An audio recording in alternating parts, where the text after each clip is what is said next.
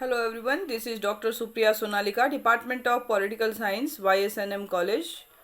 Dear students, very good morning to all of you.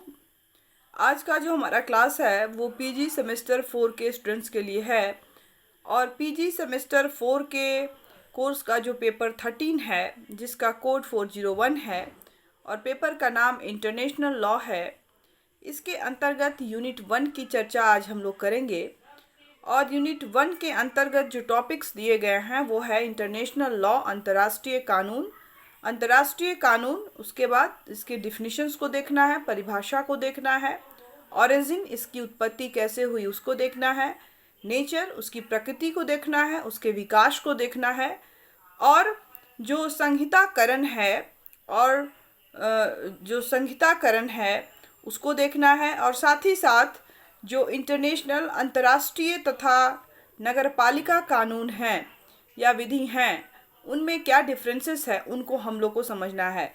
क्योंकि एक unit के अंतर्गत काफ़ी सारे टॉपिक्स दिए गए हैं और सभी बहुत ही लेंदी और बड़े टॉपिक्स हैं और उसके अंतर्गत हमें हर पहलू को समझना बहुत ज़रूरी है। इसलिए हम लोग इस यूनिट के अंतर्गत 2-3 वीडियोस के अंतर्गत हम लोग इसकी चर्चा करेंगे। आज जो हम लोग चर्चा करेंगे उसमें हम लोग अंतर्राष्ट्रीय कानून की अर्थ और परिभाषा को समझने का प्रयास करेंगे। साथ ही साथ उसके जो तत्व हैं उनको देखेंगे कि कौन से तत्व होते हैं और उनके स्रोतों की चर्चा करेंगे कि उनके स्रोत क्या हैं, किस तरह से कहाँ से अंतर्राष्ट्रीय कानून जो हैं वो आए हैं। और तो सबसे पहले हम लोग आरंभ करते हैं उसकी जो अर्थ और परिभाषाएं हैं उससे। तो अंतर्राष्ट्रीय कानून क्या है? तो आइंस्टीन ने कहा है कि अंतर्राष्ट्रीय कानून एक सच्चा कानून नहीं है परंतु केवल नैतिक शक्ति पर आधारित नियमों का एक समूह होता है। और ये बातें जो हैं आइंस्टीन ने कही है। और राष्ट्र के अंतर्गत शांति और व्यवस्था को बनाए रखने तथा मनुष्यों के व्यवहार को नियंत्रित करने के लिए कुछ नियम बनाए जाते हैं और जिनके अभाव में समाज में अव्यवस्था और अराजकता उत्पन्न हो जाती है। व्यक्ति और समाज का संबंध निश्चित करने वाले ये नियम राज्य के द्वारा बनाए जाते हैं और इसे राज्य के कानून स्टेट लॉ के नाम से जाना जाता है। और इस प्रकार राज्य के बाहरी व्यवहार को नियमित करने के लिए जो नियम बनाए जाते हैं उन्हें अंतर्राष्ट्रीय कानून या अंतर्राष्ट्रीय विधि कहा जाता है। अंतर्राष्ट्रीय कानून अंतर्राष्ट्रीय संबंधों में प्रभुसत्ता संपन्न राज्यों के व्यवहार को नियमित करते हैं। अंतर्राष्ट्रीय कानून राज्यों की शक्ति पर अंकुश लगाने के साथ साथ अंतर्राष्ट्रीय संबंधों में शांति, व्यवस्था और स्थिरता भी उत्पन्न करते हैं। ये कानून अंतर्राष्ट्रीय संबंधों में राज्यों के व्यवहार के लिए एक कानूनी व्यवस्था प्रदान करते हैं।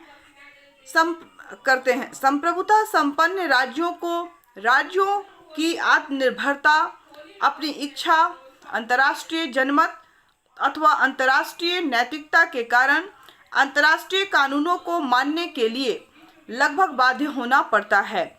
और अंतर्राष्ट्रीय कानून का जन्म भी जो है मुख्यतः इसलिए होता है कि राज्यों ने यह अनुभव किया कि वे एकांत में नहीं रह सकते और इनके अस्तित्व की सुरक्षा इन कानूनों को अपनाकर जो है वो की जा सकती है। तो इस तरह से अंतर्राष्ट्रीय कानून जो है वह एक ऐसी विधि है जो अंतर्राष्ट्रीय संबंधों को निर्धारित करती है। क्या करना है, क्या नहीं करना है, कितना करना है, इन सब चीज़ों पर अंकुश लगाती है और इस तरह से एक शांति की स्थापना इन कानूनों के माध्यम से शांति की स्थापना, स्थिरता आदि लाने का प्रयास किया जाता है। अंतर्राष्ट्रीय कानून का क्या अर्थ है अंत में आखिरकार? तो अंतर्राष्ट्रीय जो कानून शब्द का सर्वप्रथम प्रयोग जो है 1780 में सर जेरेमी बेंथम ने किया था और इसका अर्थ स्वतः ही नहीं लगा लिया जाना चाहिए कि इससे पहले अंतर्राष्ट्रीय कानून नाम की कोई चीज़ नहीं थी। इसके आधार पर एक राज्य जिनके आधार पर एक राज्य दूसरे राज्यों के साथ संबंध स्थापित करता था। वास्तव में जब से सृष्टि का प्रारंभ हुआ तभी से लेकर मानव एक दूसरे पर आश्रित रहा है और एक दूसरे के सहयोग की आवश्यकता प्रत्येक व्यक्ति को, परिवार को, गांव को, समाज को और राज्य को होती रही है। और आज जिस रूप में समाज एवं राज्य विद्यमान है उसमें एक राज्य दूसरे राज्य से परस्पर संबंधों में से कुछ विशेष नियमों और कानूनों से बंधा हुआ है। चाहे इस रूप में वे पहले न हो, परंतु यह अवश्य स्वीकार किया जाना चाहिए, स्वीकार करना होगा कि उस समय उसके पारस्परिक संबंधों में कुछ नियम अवश्य विद्यमान रहे होंगे। यह तो स्वीकार करना होगा कि प्राचीन युग में कुछ ऐसी परिस्थितियां अवश्य होंगी कि एक राष्ट्र को दूसरे राष्ट्र के साथ संबंध स्थापित नहीं हो सके, जिसका मुख्य कारण यातायात के साधनों का अभाव था। वे राष्ट्र अपने आप को स्वयं अपने आप पर निर्भर थे, परंतु फिर भी कुछ ऐसे कानून अवश्य विद्यमान थे जिनसे कि वे अपने आपसी संबंध जहाँ तक हो सके उसको स्थापित कर सकते थे। और जैसे जैसे विज्ञान द्वारा यातायात के साधनों का विकास होता गया, आपसी संबंध स्थापित करने वाली इच्छा जो है वो और ज़्यादा ताकतवर ये होती गई और एक राष्ट्र का संबंध दूसरे राष्ट्र से स्थापित होना जो है आरंभ हो गया और व्यापार आदि के रूप में आपसी संबंध स्थापित किए गए और जिनके लिए आपस में कुछ नियम और कानून निर्धारित किए गए और इनके फलस्वरूप पारस्परिक संबंधों और जो हैं वो और अधिक सुदृढ़ हुए। युद्ध, संधियां अथवा राजनीतिक नियमों का निर्धारण किया गया और इसका आशय केवल यही नहीं है कि मानव ने अंतर्राष्ट्रीय कानून के तत्व पहले से ही विद्यमान थे। इसके लिए चीन, हिंद, बेबीलोन आदि उसके उदाहरण जो है वो उनके लिए जा सकते हैं। और A.V.W. थॉमसन के इस वाक्य से यह बात और अधिक स्पष्ट हो जाती है कि प्राचीन में भी ग्रीक, भूमध्य, हिंदू और चीनी अंतर्राष्ट्रीय कानून भी विद्यमान थे। तो इस तरह से हम अगर देखें तो प्राचीन काल से ही अंतर्राष्ट्रीय कानून जो है वो विद्यमान थी, बस इसके स्वरूप में जो है वो अंतर था, डिफरेंसेस था। बाकी जो था ये जो है जो उस समय भी हमें देखने को मिलती है। अब हम देखते हैं कि अंतर्राष्ट्रीय कानून से संबंधित जो विचारकों ने परिभाषा दी है उसको समझते हैं कि वो क्या है। तो और इसकी जो परिभाषा दी गई है वो कई वर्गों में दी गई है। जैसे कि पहले वर्ग में इसको विभाजित किया गया है प्रतिनिधि परिभाषाओं के नाम पे, फिर आधुनिक परिभाषाओं के नाम पे। तो जो प्रतिनिधि परिभाषाएं हैं, अंतर्राष्ट्रीय कानून को प्राचीन लेखकों ने सभ्य राष्ट्रों के आचरण को नियमित करने वाला कानून बताया है और इससे संबंधित इस विचारधारा से संबंधित विचार रखने वाले विचारक में हिटलन है और उनके शब्दों में सभ्य राज्यों में माने जाने वाले अंतर्राष्ट्रीय कानून की यह परिभाषा की जा सकती है कि यह स्वतंत्र राष्ट्रों में विद्यमान समाज का स्वरूप देखकर तर्क बुद्धि द्वारा निश्चित किए गए न्यायकूल आचरण के नियमों को निर्मित करे और इसमें विभिन्न देशों की सामान्य सहमति से इन नियमों में किए गए संशोधन भी सम्मिलित हैं। इसके बाद एक विचारक आते हैं सर हेनरी मेन। इन्होंने कहा है कि राष्ट्रों का कानून एक जटिल पद्धति होती है जिसमें अनेक तत्वों का समावेश होता है और ये तत्व अधिकार और न्याय के वे सामान्य सिद्धांत हैं जो प्राकृतिक समता की दशा में रहने वाले व्यक्तियों के आचरण तथा राष्ट्रों के संबंधों और आचरण के लिए समान रूप से उपयुक्त हों। प्रथाएं तथा रूढ़ियों या आचारों और विधि शास्त्रियों की सम्मतियों मतलब यूजेस, कस्टम्स एंड ऑप्शंस का संग्रह, सभ्यता और व्यापार का विकास निश्चित कानून की एक संहिता है। तो सर हेनरी मैन ने इस तरह से इसको परिभाषित किया है। एक और विचारक है हॉल। इन्होंने क्या कहा है, तो हॉल के शब्दों में अंतर्राष्ट्रीय कानून आचरण के इन निश्चित नियमों में निहित हैं जिन्हें वर्तमान सभ्य राज्य एक दूसरे के साथ व्यवहार करने में ऐसी शक्ति के साथ बाधित रूप से पालन करने योग्य समझते हैं, और जिस शक्ति के साथ सद्विवेकी कर्तव्य परायण व्यक्ति अपने देश के कानूनों का पालन करते हैं और यह भी मानते हैं कि यदि इन नियमों का उल्लंघन किया जाए तो उपयुक्त साधनों द्वारा उन्हें लागू किया जा सकता है। तो ये विचार जो है हॉल के हैं। इसके बाद जो एक बहुत ही महत्वपूर्ण विचारक आते हैं ओपेनहीम। इन्होंने क्या कहा है, तो इन्होंने कहा है कि अंतर्राष्ट्रीय कानून उन परंपरागत नियमों का समूह है जो राष्ट्रों द्वारा अपने आपसी आदान प्रदान के वैधानिक रूप से बाध्यकारी समझे जाते हैं। एक दूसरे जो विचारक है सर रॉबर्ट जेगिंस और सर आर्थर वाट्स द्वारा प्रतिपादित ओपेनहीम की 1992 में प्रकाशित एक पुस्तक है इंटरनेशनल लॉ के 9वें संस्करण में अंतर्राष्ट्रीय कानून की नई परिभाषा की व्याख्या की है, और उन्होंने कहा है कि अंतर्राष्ट्रीय कानून नियमों का वह समूह है जो राज्यों के पारस्परिक संबंधों में उन पर आबद्धकर है, और ये नियम प्राथमिक रूप से वे नियम हैं जो राज्यों के संबंध में शासित करते हैं, किंतु अकेले राज्य ही अंतर्राष्ट्रीय कानून के विषय नहीं है। अंतर्राष्ट्रीय संगठन और कुछ हद तक व्यक्ति भी अंतर्राष्ट्रीय कानून द्वारा प्रदत्त अधिकारों तथा अधिरोपित कर्तव्यों के विषय में हो सकते हैं। तो इस तरह से अंतर्राष्ट्रीय कानून जो है इसको परिभाषित किया गया है, और ये परिभाषा प्राचीन लेखकों के द्वारा दी गई है और उन्होंने अपने माध्यम से अंतर्राष्ट्रीय कानून की व्याख्या की है। अब हम देखते हैं इसके दूसरी व्याख्या आधुनिक विचारधारा या आधुनिक परिभाषा के रूप में की गई है। तो उसमें विचारकों ने क्या कहा है, अंतर्राष्ट्रीय कानून के संबंध में उसको किस तरह से परिभाषित किया है। तो आधुनिक परिभाषाओं के अंतर्गत जो क्लाइव पेरी एक विचारक हैं, उन्होंने कहा है कि अंतर्राष्ट्रीय कानून का अभिप्राय उस विधि प्रणाली से है जिसका प्रमुख कार्य राज्यों के पारस्परिक संबंधों को नियमित करना होता है।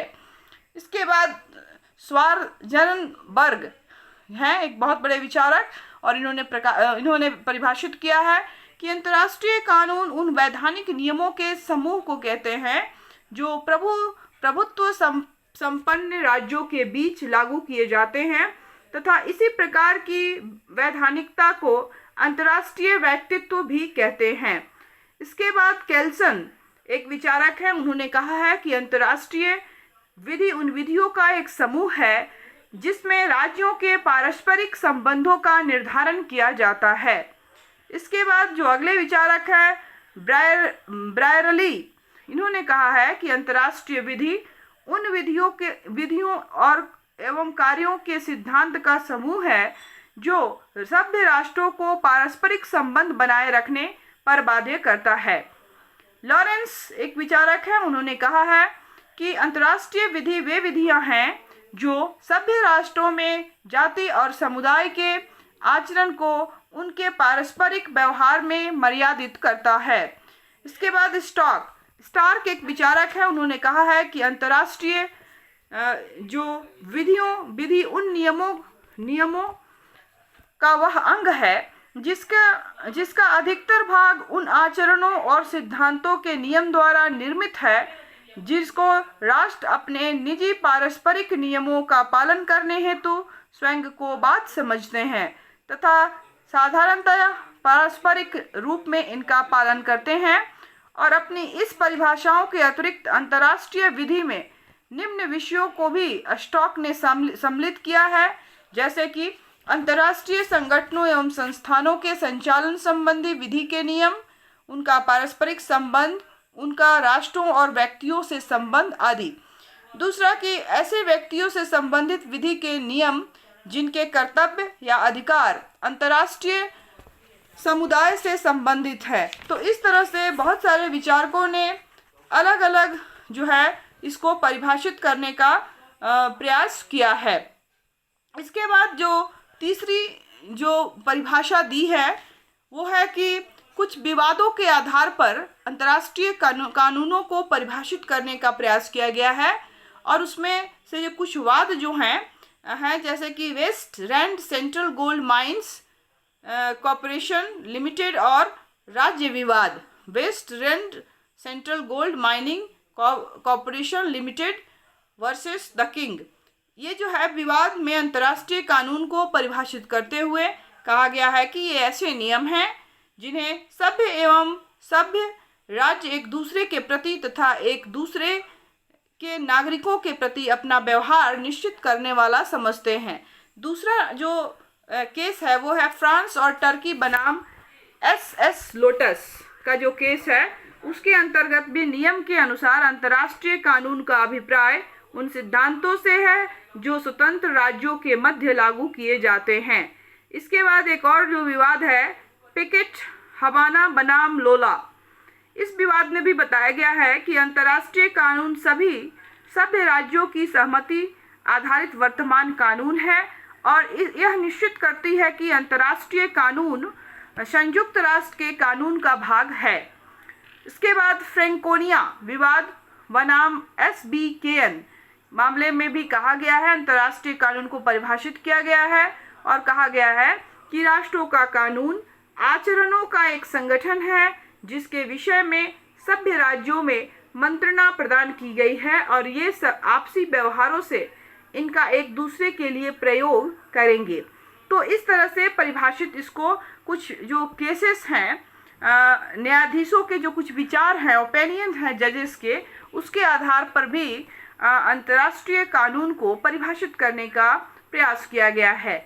इसके बाद अंतर्राष्ट्रीय कानून की परिभाषा साम्यवादियों के द्वारा दी गई है और पूर्व सोवियत संघ के दृष्टिकोण के आधार पर अंतर्राष्ट्रीय कानून के संबंध में पूर्व सोवियत संघ के दृष्टिकोण का ज्ञान ओलिव लिसिस की परिभाषा से होता है और उन्होंने कहा है कि अंतर्राष्ट्रीय कानून राष्ट्रों के पारस्परिक संघर्ष तथा सहयोग को जिससे राष्ट्रों के शासन करने वाले वर्ग की इच्छा की अभिव्यक्ति होती है और जिससे राज्यों द्वारा व्यक्तिगत अथवा सामूहिक दबाव प्राप्त किया जाता है, नियंत्रित करने वाले नियमों का भी यह कुल समूह होता है। और इस तरह स्टालिन की मृत्यु के उपरांत अंतर्राष्ट्रीय कानून की इस सोवियत परिभाषा को संशोधित करते हुए इसमें शांतिपूर्ण सह अस्तित्व के तत्व को भी जोड़े गए हैं। इसके बाद हम देखते हैं कि अंतर्राष्ट्रीय कानून को चीनी परिभाषा के आधार पर किस तरह से परिभाषित किया गया है।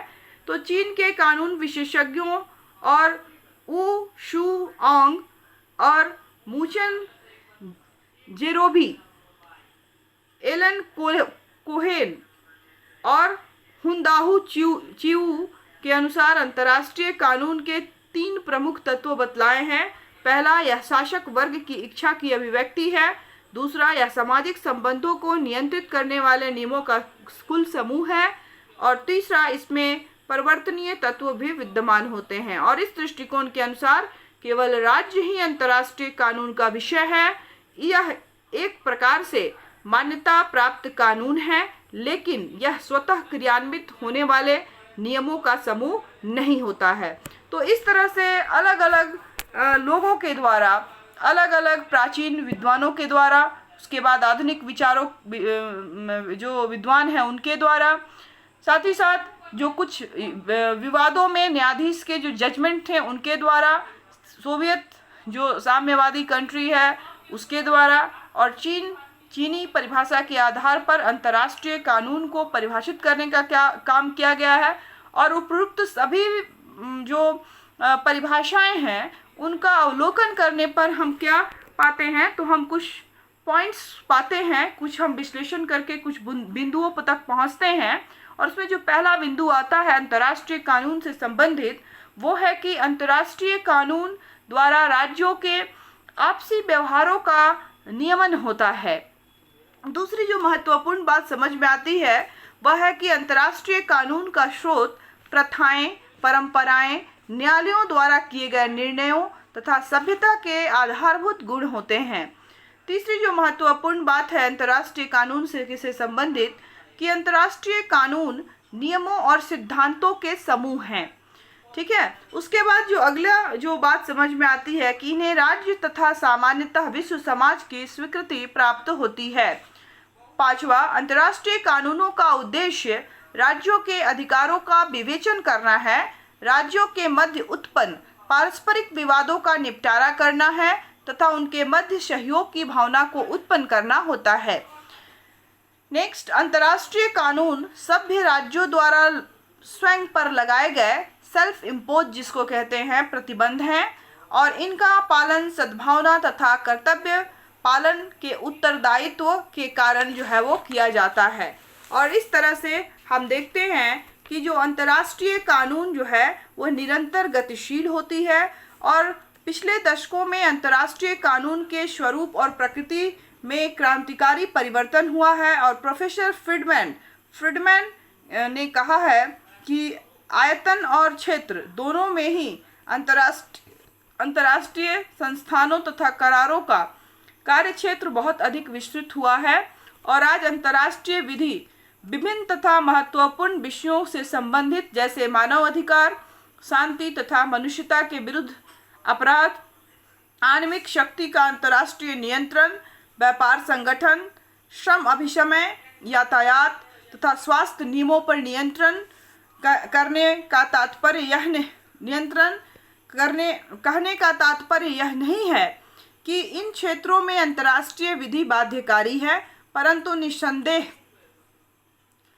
इसमें कोई भी संदेह नहीं है कि यह सब अंतर्राष्ट्रीय विधि के वैध विषय हैं। और इस संबंध में एडवर्ड कॉलिंग्स ने एक परिभाषा दी है जो बहुत ही इम्पोर्टेंट है। और उन्होंने कहा है कि अंतर्राष्ट्रीय कानून निरंतर विकसित होने वाले नियमों का एक ऐसा समूह है जिसे अंतर्राष्ट्रीय समुदाय के सदस्य सामान्यतः अपने पारस्परिक संबंधों पर लागू करते हैं और ये नियम राज्यों को और कुछ हद तक अंतर्राष्ट्रीय संस्थानों तथा व्यक्तियों को अधिकार एवं उत्तरदायित्व प्रदान करते हैं। और इस प्रकार अंतर्राष्ट्रीय कानून निरंतर विकसित होने वाले नियमों तथा सिद्धांतों का समूह होता है जो अंतर्राष्ट्रीय समुदाय के सदस्यों के पारस्परिक संबंधों को नियंत्रित करता है। तो इस तरह से अंतर्राष्ट्रीय कानून के बारे में हमने समझा। अब हम देखते हैं कि जो अंतर्राष्ट्रीय कानून है उसके एलिमेंट्स क्या हैं, तत्व क्या हैं, उस अंतर्राष्ट्रीय कानून किन किन चीज़ों से मिलकर बनता है। Essentials elements of international law क्या है। तो उपरोक्त परिभाषाएं जो हमने पढ़ी या आपको बताई, इन सब के अलावा अंतर्राष्ट्रीय कानून के निम्नलिखित जो है तत्व हमारे सामने उभर कर आते हैं। और उसमें जो पहला तत्व आता है वो है एक कानूनी पद्धति। अंतर्राष्ट्रीय कानून क्या है, इसमें एक कानूनी पद्धति हमें देखने को मिलती है। मतलब अंतर्राष्ट्रीय कानून एक ऐसी कानूनी पद्धति है जिसका निर्माण मुख्यतः जो है कुछ चीज़ों से हुआ है, कुछ चीज़ों से हुआ है, जिसमें पहली जो चीज़ें हैं वो विभिन्न राष्ट्रों के मध्य पाए जाने वाले आपसी व्यवहार या आचरण के नियमों के द्वारा, रूल्स ऑफ कंडक्ट के द्वारा। दूसरा जो है रीति रिवाज और परंपराएं जो हैं उनके द्वारा। और तीसरा है विभिन्न राज्यों में किए जाने वाले समझौते अथवा अभिशमय जो कन्वेंशंस हैं उनके द्वारा।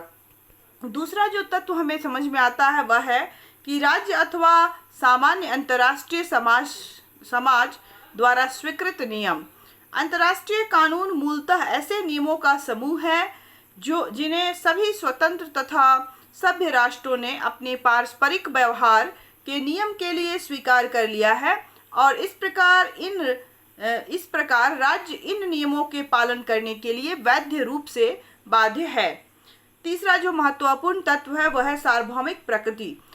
अंतर्राष्ट्रीय कानून की प्रकृति जो है वो सार्वभौमिक है और विश्व के प्रायः सभी स्वायत्त राज्यों द्वारा इनका पालन किया जाता है। चौथा जो है वो है कानून का पालन कराने की शक्ति। अंतर्राष्ट्रीय कानून का अनिवार्य रूप से पालन कराने वाली राष्ट्रों की वास्तविक शक्ति है, जो एक राष्ट्र को प्रेरित करती है कि वह दूसरे राष्ट्र के साथ व्यवहार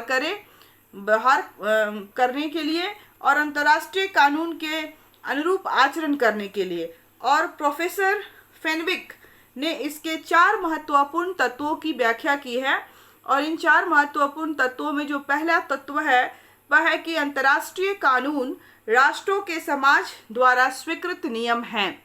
दूसरा जो महत्वपूर्ण तत्व है कि इन नियमों द्वारा राष्ट्रों के अधिकार परिभाषित किए जाते हैं।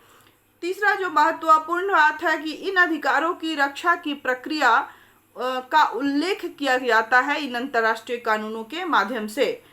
चौथा है, इन अधिकारों के उल्लंघन पर रोक लगाने की विधि वर्णित की जाती है कि किस तरह से कंट्रोल किया जाए, उनको रोका जाए।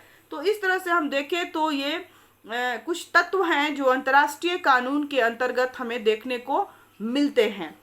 इसके बाद हम चर्चा करेंगे अंतर्राष्ट्रीय कानून के स्रोतों के बारे में, सोर्सेस के बारे में, कि इंटरनेशनल लॉ के सोर्सेस क्या हैं, उनके स्रोत क्या हैं। तो कानून का स्रोत किसी भी समाज का ऐतिहासिक विकास के मूल तथ्य होते हैं और जिनसे इनका प्रादुर्भाव होता है अंतर्राष्ट्रीय कानूनों का, और इन्हें कानून की शक्ति प्राप्त होती है।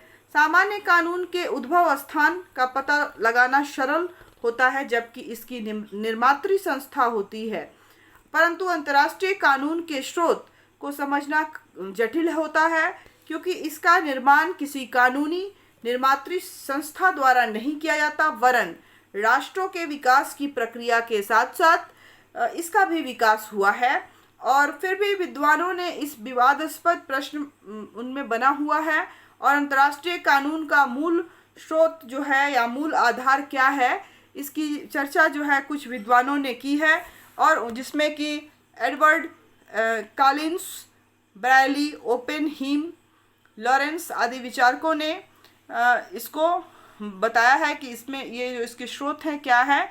और स्टार्क ने अंतर्राष्ट्रीय कानून के स्रोतों को 4 भागों में विभाजित किया है, जिसमें रीति रिवाज, जिसको कस्टम्स कहते हैं, संधियाँ, ट्रिटीज, तीसरा पंच निर्णय, डिसीजन ऑफ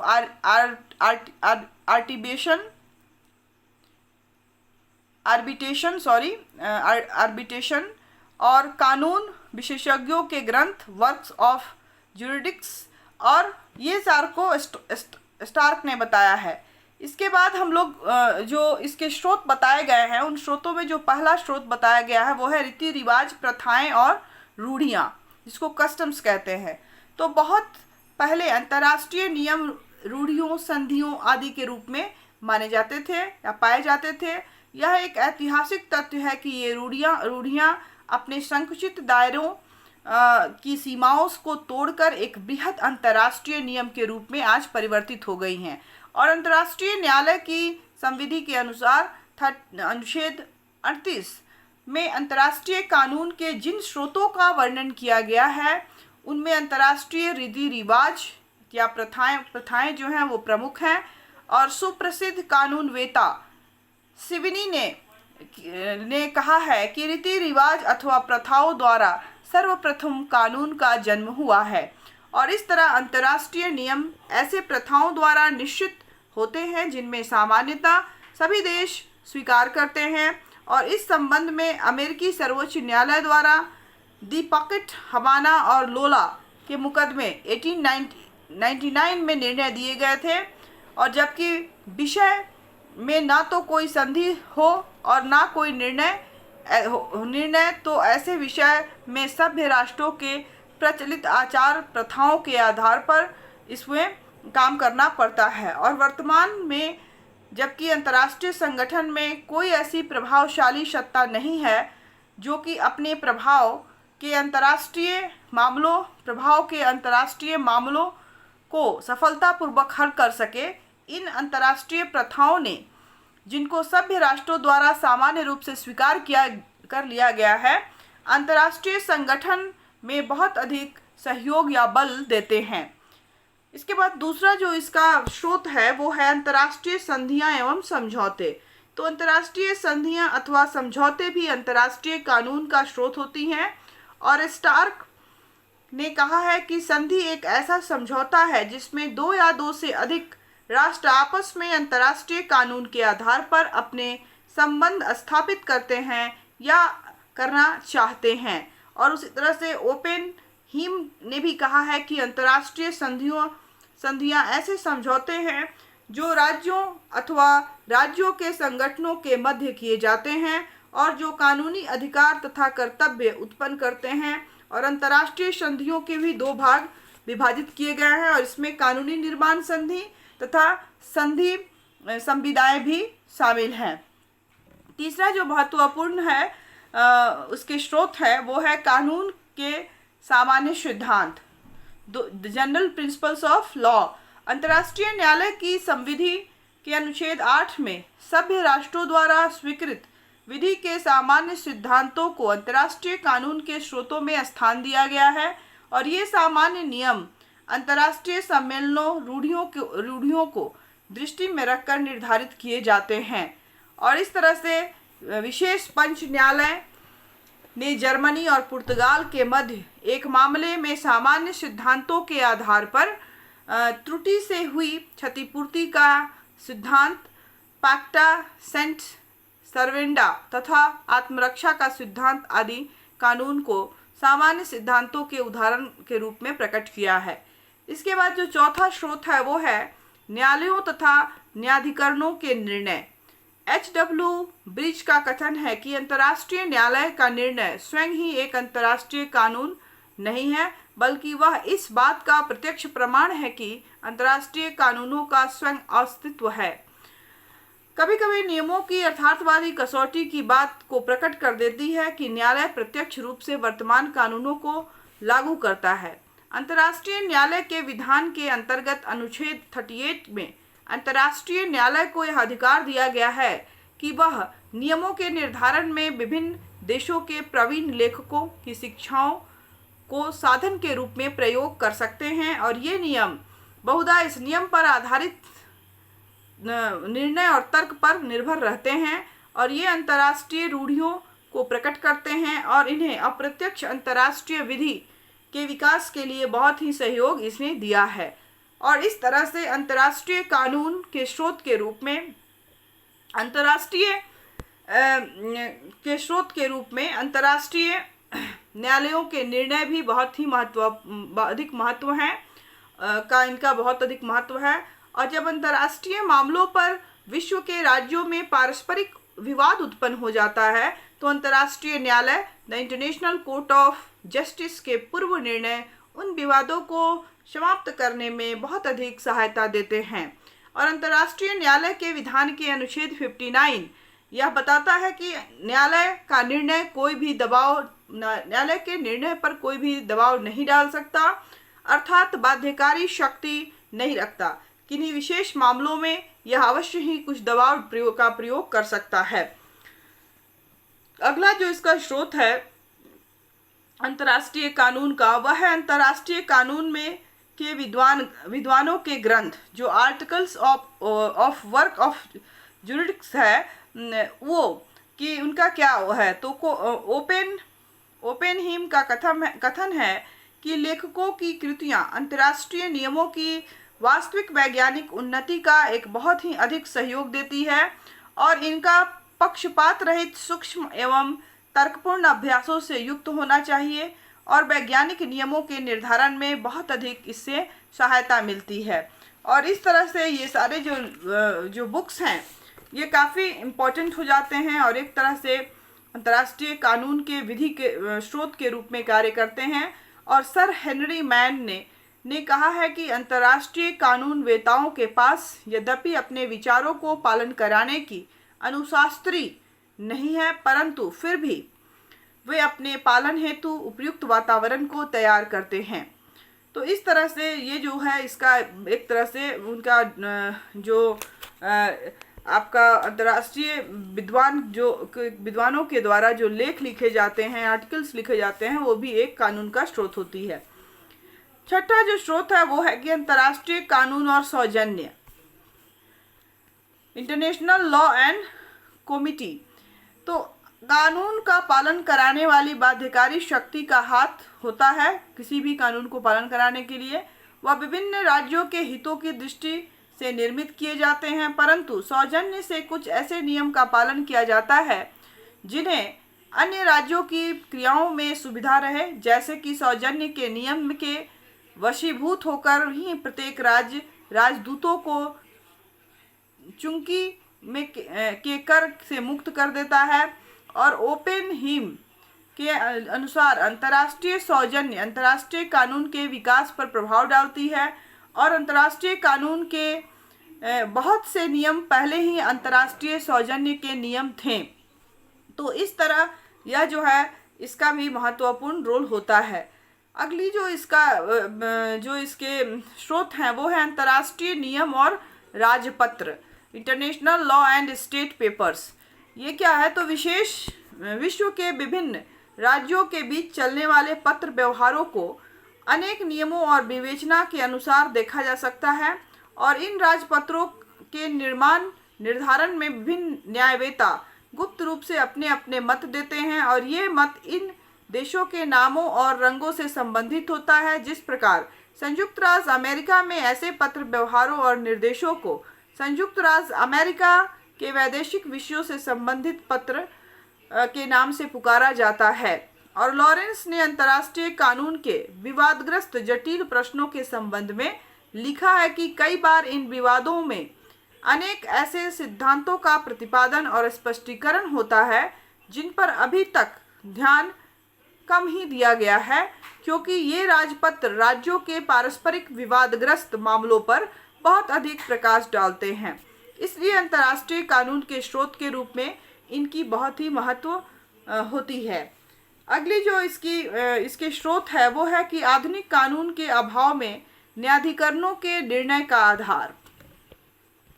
स्पष्ट नियमों के अभाव में न्यायाधिकरण निर्णय करने में निम्नलिखित बहुत सारे तत्वों को समाहित किया जा सकता है, जैसे सुप्रसिद्ध कानूनवेत्ता की कृतियाँ, दूसरा कानून के सामान्य नियम, तीसरा राष्ट्रीय न्यायालयों से संबंधित विषय में निर्णय, नेक्स्ट अंतर्राष्ट्रीय सौजन्य, और लास्ट तर्क।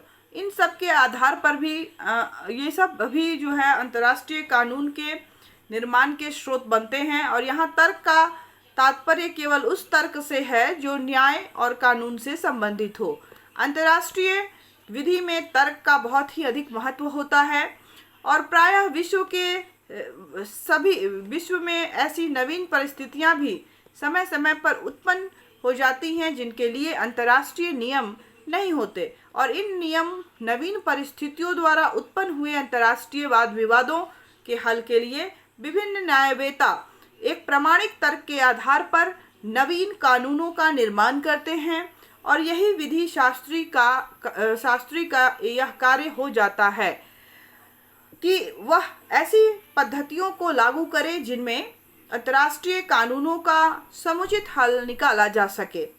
और इस संदर्भ में स्टार्क ने कहा है कि कई बार न्यायालयों के सम्मुख ऐसे प्रश्न आते हैं जिसके संबंध में अंतर्राष्ट्रीय कानून के संधियों वाले तथा परस्पर आधार के नियम के अभाव में इस परिस्थिति में अंतर्राष्ट्रीय कानूनवेत्ताओं की सम्मतियां और ग्रंथों को बहुत अधिक महत्व दिया जाता है। और इस तरह से हम देखते हैं कि जो कानून है उसके बहुत सारे स्रोत होते हैं, और वह जो है बहुत सारी चीज़ों के द्वारा मिलकर बनाई जाती हैं। और उनमें जैसे कि हमने अभी चर्चा की कि किस तरह से न्यायालयों के निर्णय हैं, या विद्वानों के द्वारा लिखे गए उनके आर्टिकल्स हैं, या जो भी निर्णय दिए जाते हैं वो हैं, या कानून का जो सामान्य नियम होता है वे हों, या कानून निर्माण की संधियां हों, ये सारे चीज़ जो हैं मिलकर एक तरह से आप कहें तो कानून के स्रोत बन जाते हैं, और इनके आधार पर जो है इसकी व्याख्या की जाती है। जहाँ तक इसके तत्वों की बात है तो उसमें जो है बहुत सारे तत्व समाहित होते हैं अंतर्राष्ट्रीय कानून के अंतर्गत। एक कानूनी पद्धति के अंतर्गत रीति रिवाज, परंपराएं, ये सभी उसके स्रोत होते हैं। विभिन्न राज्यों के बीच किए जाने वाले समझौते और अभिसमय, ये सभी उसके स्रोत होते हैं।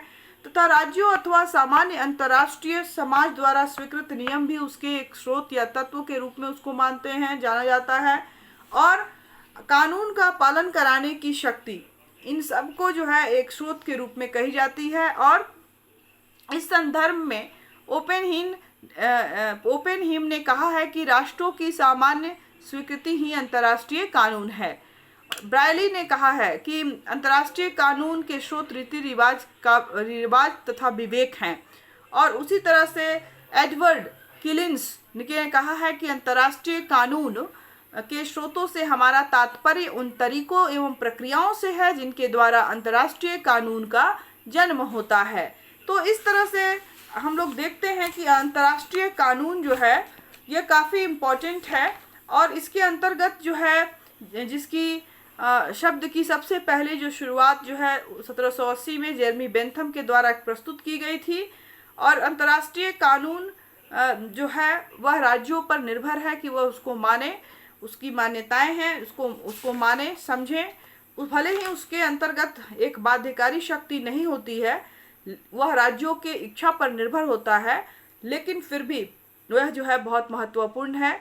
एक देश के दूसरे देश के साथ संबंधों को निर्धारित करने में, उसको सुचारू रूप से चलाने में जो अंतर्राष्ट्रीय कानून है वो उनका बहुत ही महत्वपूर्ण रोल होता है। और यह प्राचीन काल से लेकर आज के वर्तमान युग में इसकी प्रासंगिकता जो है बहुत इम्पोर्टेंट है।